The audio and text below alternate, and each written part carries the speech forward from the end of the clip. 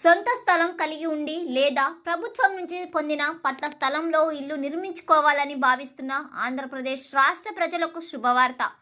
ప్రధానమంత్రి ఆవాస్ యోజన పథకం కింద ఇల్లు నిర్మించుకునే వారికి ప్రభుత్వం 2.5 లక్షల ఆర్థిక సాయం అందిస్తున్నట్లు డిప్యూటీ స్పీకర్ మరియు ఉండి ఎమ్మెల్యే రఘురామకృష్ణరాజు వెల్లడించారు. ఈ ఆర్థిక సహాయం సొంత ఇంటి కలను సాకారం చేసుకోవాలనే పేద మరియు మధ్యతరగతి వర్గాలకు ఒక గొప్ప అవకాశం అని చెప్పవచ్చు. ఈ నిధులను నిర్మాణ పనులకు విడతల వారీగా అందించే అవకాశం ఉంది. ఈ పథకానికి అర్హులైన లబ్ధిదారులు ఈ అవకాశాన్ని సద్వినియోగం చేసుకోవాలని డిప్యూటీ స్పీకర్ సూచించారు. అర్హులైన వారు తమ పూర్తి వివరాలను మరియు అవసరమైన పత్రాలను ఈ నెల 30వ తేదీలోగా గ్రామ లేదా మున్సిపల్ వార్డు సచివాలయంలో తప్పనిసరిగా నమోదు చేసుకోవాలి.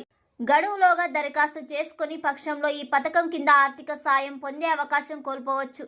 దరఖాస్తు ప్రక్రియ సరళంగా ఉండేలాగా ప్రభుత్వం చర్యలు తీసుకుంది. ప్రధానంగా దరఖాస్తుదారులు తమ స్థలానికి సంబంధించిన పట్టా పత్రాలు లేదా ఆధార్ కార్డు, ఆదాయ ధృవీకరణ పత్రం మరియు దారిద్ర్య రేఖకు దిగువన ఉన్నట్లు ధృవీకరించే రేషన్ కార్డు వంటి ఇతర పత్రాలను సిద్ధం చేసుకోవాల్సి ఉంటుంది.